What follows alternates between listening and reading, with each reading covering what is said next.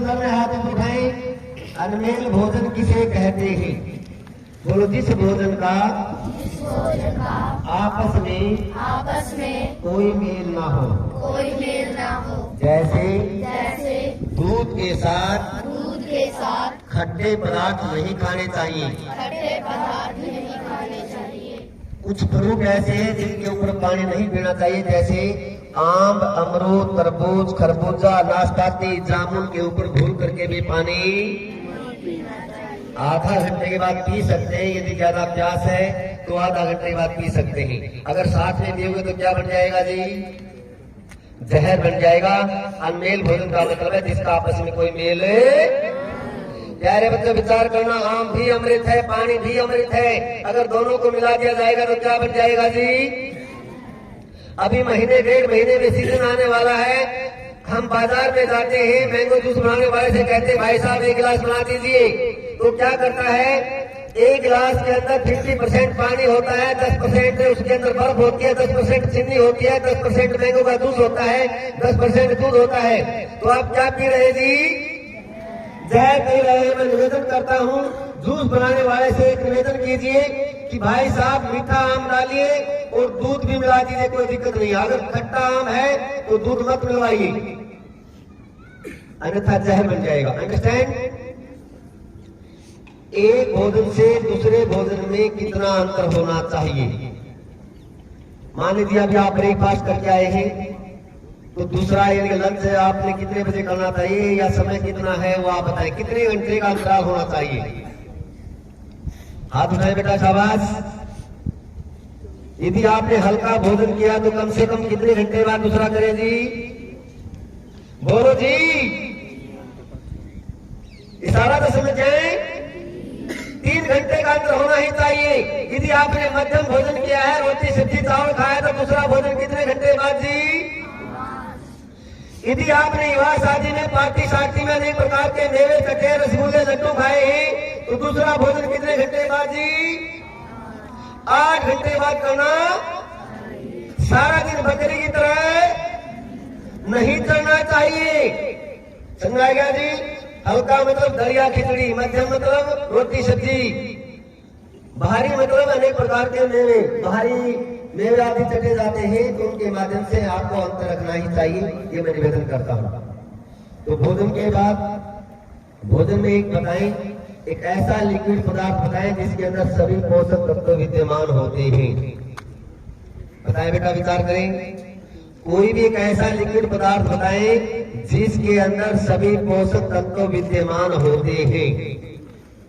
हाथ उठाएं जिसको लग है। याद सभी को है, परंतु कुछ बच्चे शर्म महसूस करते हैं जी, कैसे उठे जी, कैसे बताएं जी। याद सभी को है, परंतु एक आपकी प्रतिभा दिखाने के लिए रिवीजन होता है। बोलो क्या जी? हाँ बेटी बताए, शाबाश। दूध क्या जी? क्या जी?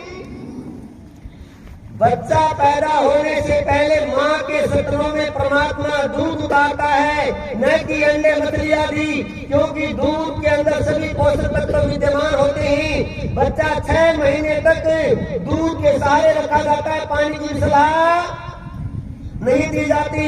इसलिए सभी बच्चों से निवेदन करता हूँ, कई घरों में हवन के लिए जाते हैं, माता पिता शिकायत करते हैं जी मेरा बेटा बेटी दूध नहीं पीता। तो मैं निवेदन करता हूं, जो बेटा बेटी दूध नहीं पीते वो आज से दूध पीना शुरू कर दीजिए, कुपोषणता का शिकार नहीं होंगे। अंडरस्टैंड?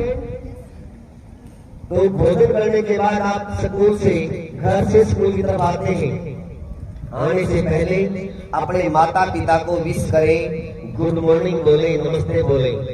तो नमस्ते का क्या अर्थ है? कौन बच्चा बताएगा? नमस्ते की डेफिनेशन क्या है? नमस्ते का अर्थ क्या है? नमस्ते किसे कहते हैं? जिसको लगना है हाथ उठाएं। शाबाश बेटा, बड़े बच्चे। नमस्ते का क्या अर्थ है? बोलो। नमस्ते का अर्थ है आदर सत्कार करना। जब भी आप अपने मैन सर को, माता पिता को नमस्ते बोलते हैं, इसका मतलब है आप उनका आदर सत्कार कर रहे हैं, आप उनका मान सम्मान कर रहे हैं, उनकी इज्जत कर रहे हैं। जब भी आप किसी के द्वार पर जाते हैं, आपको नमस्ते बोली जाती है, इसका मतलब वहां पर आपका आदर सत्कार, मान सम्मान, इज्जत की जा रही है। अंडरस्टैंड? बोलो जी। उसके बाद स्कूल में आने के बाद अपने मैन सर को भी आप नमस्ते बोलते हैं, गुड मॉर्निंग बोलते हैं। फिर प्रेयर की बैल लगती है, प्रेयर में पहुंच जाते हैं। तो प्रेयर का उद्देश्य क्या है? हम सब मिलकर के प्रेयर क्यों करते हैं? अच्छा प्यारे बच्चों, ये बताओ, कोई व्यक्ति आपको एक गिलास पानी पिलाए तो आप उसको क्या बोलते हैं जी? बोलो जी। थैंक यू बोलते हो, धन्यवाद बोलते हो। और जिस परमपिता परमात्मा ने हम सब के लिए पानी की व्यवस्था की है, तो क्या हमें भी उसका धन्यवाद नहीं करना चाहिए? बोलो जी। तो हम प्रेम में सब मिलकर के क्या करते हैं जी? उसका धन्यवाद ही तो करते हैं, उसका गुणगान करते हैं, उसकी महिमा का गुणगान करते हैं। इसका मतलब क्या है? हम उसका धन्यवाद करते हैं। अंडरस्टैंड? उसके बाद प्रेम के बाद हम अपनी क्लासों में चले जाते हैं, गुरुओं के सानिध्य में बैठ करके विद्या ग्रहण करते हैं। जैसे सोने को निखारा जाता है, तो उसी तरह से आप लोग भी निखार करके एक सोना बना दिया जाता है गुरुओं के माध्यम से। तो प्रश्न उठता है, गुरु किसे कहते हैं? गुरु की डेफिनेशन क्या है? गुरु का अर्थ क्या है? गुरु किसे कहते हैं? जिसको वरना हाथों उठाएंगे। शाबाश बेटा।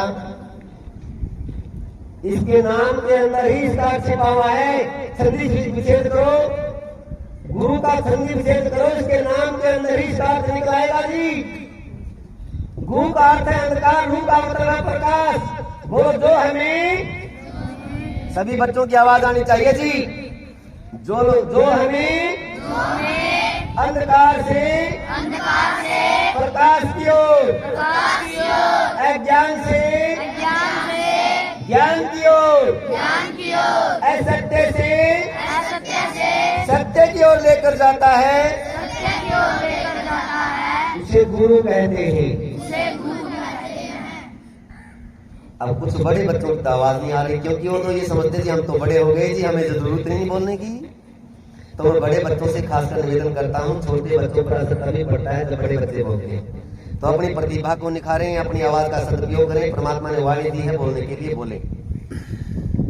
वेद के अंदर मंत्र आता है, मातृमान पितृमान आचार्य वाद पुरुष वेद है। सबसे पहला गुरु माँ है, दूसरा गुरु पिता है, तीसरा गुरु टीचर है। तो हमें तीनों गुरुओं का मान सम्मान करना ही चाहिए। तो प्यारे बच्चों, गुरु के दंड को किस रूप में स्वीकार करना चाहिए? गुरु के दंड को किस रूप में स्वीकार करना चाहिए? अब हाँ, वेरी गुड। प्रसाद के रूप में, भले के रूप में, आशीर्वाद के रूप में, क्योंकि गुरु हमारा भला चाहता है, बुरा समझ आ गया जी? गुरु हमेशा हमारा भला चाहता है, बुरा। छोटे बच्चे को संस्कार करते हैं, घर पर जाकर के मम्मी के सामने कहते हैं कि पानी मीनू मैंने, सीनू मैंने, फलाने सर ने, भगड़े सर ने मारा पीटा, तो मम्मी का पारा सो बता जाता है। शाम को पतिदेव जी घर पर आते हैं, पतिदेव जी के भी कान भरते जाते हैं। एक जी सुन के टिंकू के पिताजी टिंकू को स्कूल में पढ़ने के लिए भेजते हैं, पिटने के लिए। पतिदेव जी का भी पारा सो पर कर जाता है। वो कान नहीं जानता कि गुरुजी ने किस बात के लिए डांटा है, किस बात के लिए उसको समझाया है। कान नहीं जानते, परंतु उसका भी पारा सो पर। दादा दादी के भी कान भर दे जाते हैं। अगले दिन स्कूल का टाइम होता है, प्रिंसिपल सर के कमरे में मम्मी पापा दादा दादी नाना नानी अड़ोसी पड़ोसी पहुंच जाते हैं, जैसे वहां पर भारत पाकिस्तान का युद्ध छिड़ गया हो।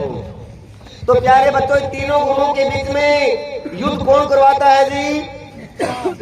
और मैं बच्चों से ही निवेदन कर रहा हूँ कि तीनों गुरुओं के बीच में लकीर पैदा मत कीजिए, इनके बीच में झगड़ा मत करवाइए, क्योंकि तीनों गुरु आपका भला चाहते हैं, बुरा। तो इसलिए सभी बच्चों से निवेदन करता हूँ, छोटे बच्चे अगर ऐसी गलती करें तो बड़े बच्चों का फर्ज बनता है वो अपने भाइयों को बहनों को समझा ले जाएं। गुरु हमेशा हमारा भला चाहता है, बुरा नहीं चाहता। ये मन में बैठा लें।